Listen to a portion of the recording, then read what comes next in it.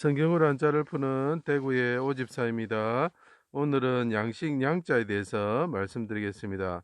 헤아릴 양자가 있고 쌀미자가 있고 아침 담자가 보이고 마을리자가 보입니다. 그죠? 자, 여기서 많은 글자가 제가 설명이 다 들어 있습니다. 제가 이것이 왜 양식 양자인지 설명드리겠습니다. 6월절 전날 여호와의 날에 삼시에 아침이죠. 우리가 말하는 보통 구시죠. 예루살렘 밖 골고다에서 마을리자가 보입니다.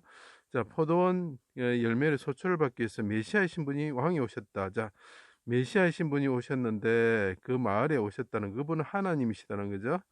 자, 풀과 가시나무 같은 악한 사람들이 나무 십자가에 수족을 찔러서 달고 그 마음이 굽었던 사람들이 백성들의 죄를 대신하여 고난을 받으시고 죄인 중 하나로 헤아림을 받았다. 이렇게 얘기합니다. 자, 이 무슨 말입니까? 메시아가 오셨는데 메시아가 십자가에 달리셨다. 그분은 왕이시다는 거죠. 그리고 십자가에 달리셔 어떻게 됩니까? 피골이 상접하여 껍질만 남으셨다는 거죠. 자, 그래서 이게 우리가 보통 갑자가 되는 거죠. 근데 이분이 그 개 같은 사람들의 개견자 쌀미자 보면 개견자 보입니다. 그죠? 개 같은 사람들에서 둘러싸여졌고 그들에 의해서 고난을 받았다. 그러면서 그분이 하나님께 부르짖었다. 이런 뜻이죠. 하나님께 해와 같으신 하나님께 부르짖었다. 뭐 이런 뜻이 되겠죠. 자, 성전을 3일 만에 짓는 자의 하나님의 아들 갑이면 이스라엘 왕이면 내려오라.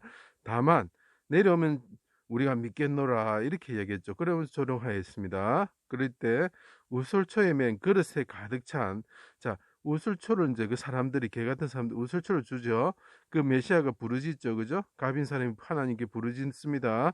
그때 어떤 우슬초에 맨 걸 드렸는데 그 신포도주가 가득 찬 그릇에서 해면을 적셔서 드리죠. 가득 찬 그릇에 드렸다.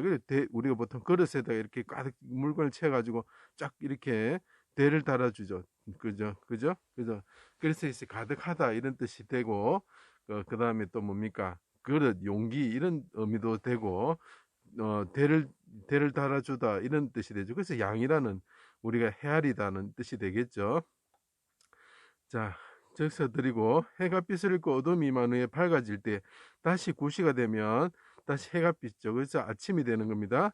그때에 내 영혼 아버지 손에 부탁합니다. 소리를 지르시고 살이 뼈에 붙어 뼈를 셀 수 있습니다. 헤아릴 수 있습니다. 하고 머리를 숙이고 굽을 왕자가 되죠. 운명하셨습니다. 그래서 씨를 본다. 열매를 맺게 되신다. 이런 뜻이죠. 여기 보면 밭전자와 나무 목자가 되는 거죠. 밭에 새로 심겨진 포도나무가 되는 거죠. 그 전에 사람들은 어떻게 했습니까? 열매를 맺지 못했는데 이 사람이 이제 포도나무가 되셔서 열매가 맺기 시작하는 거죠. 자, 무덤에서 많은 성도들이 일어나 거룩한 성에 들어갔다. 그래서 셀 수 없는 풀과 같은 무리가 이새의 가지 한 싹에서는 포도나무 열매로 맺혔다. 이 무슨 말이냐면 다시 그분이 메시아로서 나무로서 심겨졌는데 그 곁에 있던 사람들 풀과 같은 사람들이 많이 생겼다. 그러니까 풀과 같으면서 열매를 맺게 되면 어떻게 됩니까? 이게 쌀이 되겠죠. 여기서 이스라엘에서는 밀이 되겠죠. 그죠?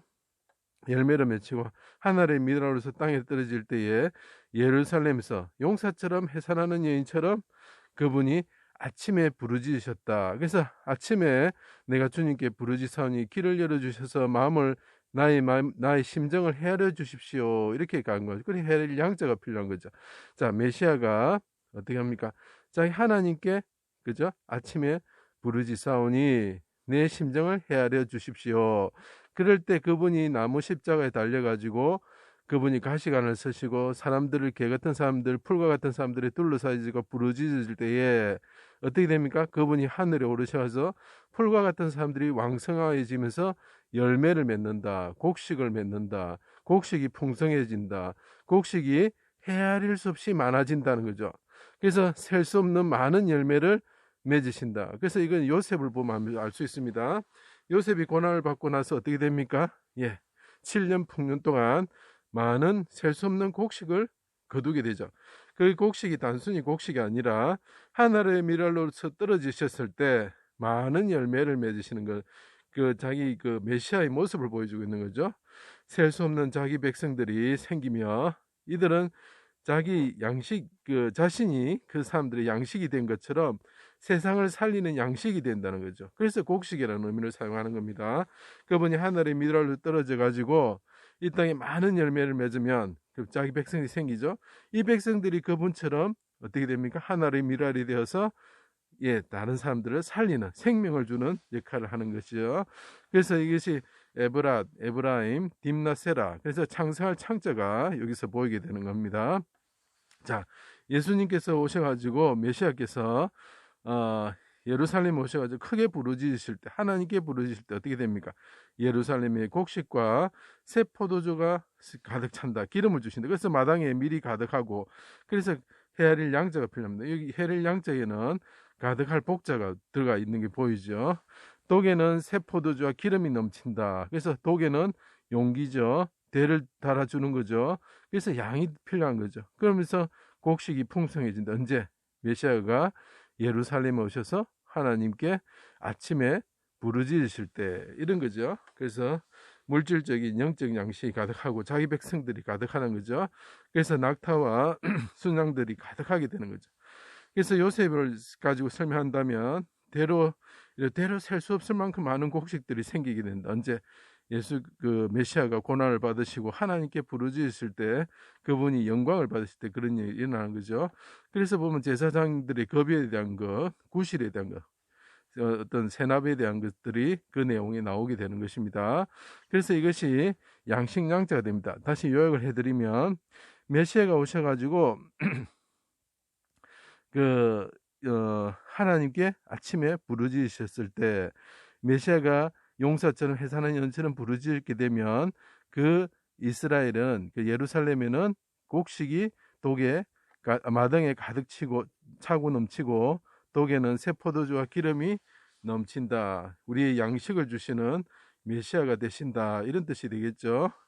제 강의를 들어주셔서 감사합니다.